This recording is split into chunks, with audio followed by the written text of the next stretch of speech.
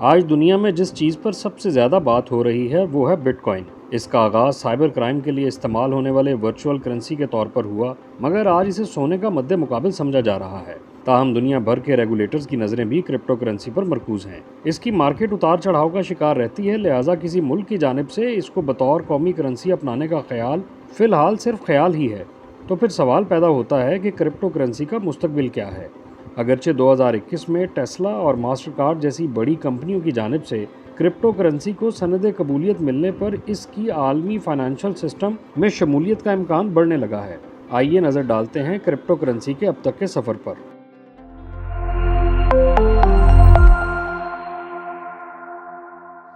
پہلی مرتبہ but coin کا خیال 2008 کے معاشی بحران کے دوران ستاشی ناکاموٹو نامی نامعلوم شخص یا گروہ کی جانب سے ایک وائٹ پیپر میں کیا گیا۔ بٹ کوائن سے متعلق وائٹ پیپر میں کہا گیا کہ یہ ایک الیکٹرانک کیش کا ایسا نظام ہے جس میں آپ کسی دوسرے شخص کے ساتھ مڈل مین یعنی بینک کی مداخلت کے بغیر مالیاتی لین دین کر سکتے ہیں۔ آپ کو بینک میں جا کر پیسے جمع کروانے یا نکلوانے کی ضرورت نہیں ہوتی، کیونکہ آپ اپنی رقم ڈیجیٹل والیٹ میں رکھ سکتے ہیں۔ کرپٹو کرنسی کام کیسے کرتی ہے؟ بٹ کوائن اور دیگر کرپٹو کرنسیاں بلاک چین ٹیکنالوجی کے تحت کام کرتی ہیں۔ بلاک چین ٹیکنالوجی روایتی لیجر سسٹم کی طرح ہی کام کرتی ہے، مگر فرق یہ ہے کہ اس کا انتظام کوئی اکاؤنٹنٹ نہیں بلکہ دنیا بھر میں پھیلے ہوئے کمپیوٹر نیٹ ورک کی مدد سے چلتا ہے۔ روایتی کاغذی کرنسی کے برعکس بٹ کوائن اور دیگر کرپٹو کرنسیوں کو سرکاری سرپرستی حاصل نہیں، لہٰذا اس کی ویلیو کا انحصار سرمایہ کاروں پر ہے، جن کی تعداد اب دنیا بھر میں اچھی خاصی ہو چکی ہے۔ 2020 کے اوائل میں ایک بٹ کوائن کی قیمت $9,000 تھی، جو نومبر 2021 میں $68,000 تک جا پہنچی۔ لیکن ویلیو میں اس قدر اضافے کا سبب ایلون مسک جیسے معروف ارب پتی سرمایہ کار کی حمایت اور کرونا وبا کے باعث پیدا ہونے والا معاشی بحران بھی تھا۔ دنیا بھر میں بڑے کاروبار بڑھتی مہنگائی سے تحفظ کے لیے کرپٹو کرنسی کی حمایت کر رہے ہیں۔ حکومتوں کی جانب سے کورونا کے معاشی اثرات سے بچاؤ کے لیے دیے جانے والے ریلیف پیکیجز نے روایتی کرنسیوں کی قدر کو متاثر کیا ہے۔ ایسے میں سرمایہ کار کرپٹو کرنسی کو محفوظ سمجھ کر اس کی جانب متوجہ ہو رہے ہیں، مگر بٹ کوائن کی قدر بڑھنے میں ڈیمانڈ اور سپلائی کا اہم کردار ہے۔ بٹ کوائن کے قوانین کے مطابق دنیا بھر میں صرف 2,10,00,000 یونٹس ہی تیار ہوں گے۔ بٹ کوائن کی ویلیو کی وجہ سے سرمایہ کار اسے ڈیجیٹل گولڈ قرار دیتے ہیں۔ وہ سمجھتے ہیں کہ یہ کرنسی سونے جیسی ہی اہمیت کی حامل ہے، جو معاشی غیر یقینی کے اثرات سے محفوظ رکھنے میں مددگار ثابت ہو سکتی ہے۔ بٹ کوائن کی قدر بڑھنے سے ایتھریم، ریپل، کارڈانو، سولانا اور ڈوجی کوائن جیسی دیگر کرپٹو کرنسیوں کی مقبولیت میں بھی اضافہ ہوا ہے۔ ماہرین سمجھتے ہیں کہ کرپٹو کرنسی کی حالیہ قدر ماضی سے مختلف ہے، کیونکہ اب اسے دنیا کے بڑے فائنینشل اداروں کی مدد حاصل ہو چکی ہے۔ المیڈا ریسرچ اور B2C2 جیسی کرپٹو فرمز یومیہ اربوں ڈالر کی ٹرانزیکشنز کرپٹو کرنسی میں کر رہی ہیں۔ یہی نہیں بلکہ وال سٹریٹ میں رجسٹرڈ فرمز جمپ ٹریڈنگ اور جین سٹریٹ بھی کرپٹو کی دنیا میں داخل ہو چکی ہے۔ 2017 کے اواخر اور 2018 کے اوائل میں بٹ کوائن اور دیگر کرپٹو کرنسیوں کی قدر پہلے تیزی سے اوپر گئی اور پھر اتنی ہی تیزی سے نیچے آ گئی۔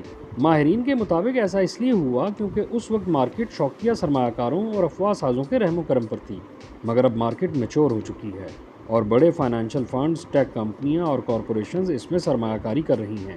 مثال کے طور پر ایلون مسک کی کمپنی ٹیسلا نے فروری 2021 میں $1.5 ارب مالیت کے بٹ کوائن خریدے۔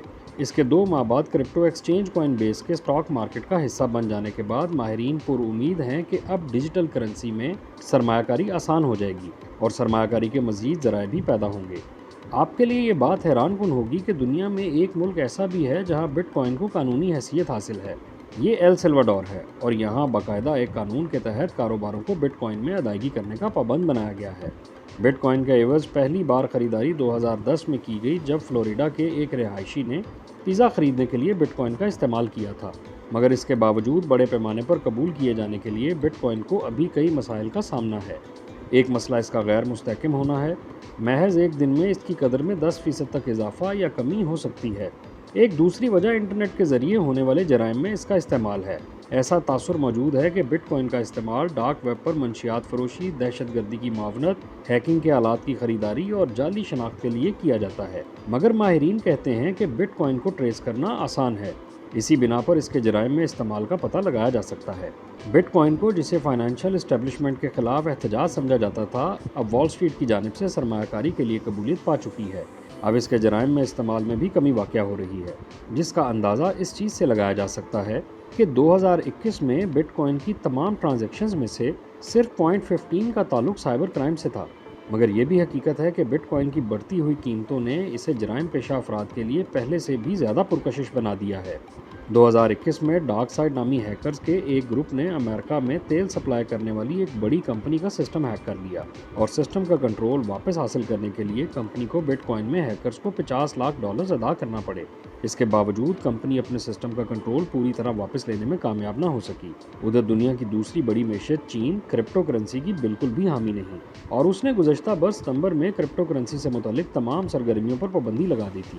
ماہرین کا کہنا ہے کہ کچھ بڑے سرمایہ کار بٹ کوائن کی قیمتوں کے ساتھ چھیڑخانی کرتے رہتے ہیں، جس کی وجہ سے یہ 10% یا اس سے زائد کریش کر سکتی ہے۔ اس کے علاوہ بٹ کوائن کے ماحول پر منفی اثرات کے حوالے سے بھی خدشات کا اظہار کیا جاتا ہے۔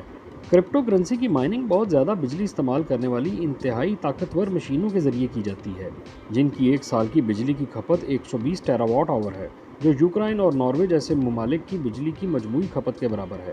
مگر اس سب کے باوجود بعض ماہرین اس بات پر متفق ہیں کہ آنے والے دور میں کرپٹو کرنسی کی مانگ میں اضافہ ہوگا اور مرکزی ادارے میں اس کی موجودگی بڑھے گی، اور وہ دن دور نہیں جب بینک بیلنس کے ساتھ کرپٹو بیلنس ایک عام بات ہوگی۔ تاہم بعض افراد یہ رائے رکھتے ہیں کہ بینکوں کی جانب سے کورونا کے تناظر میں دی جانے والی معاشی رعایتوں کے واپس لیے جانے پر کرپٹو کرنسی کی قدر کم ہو جائے گی۔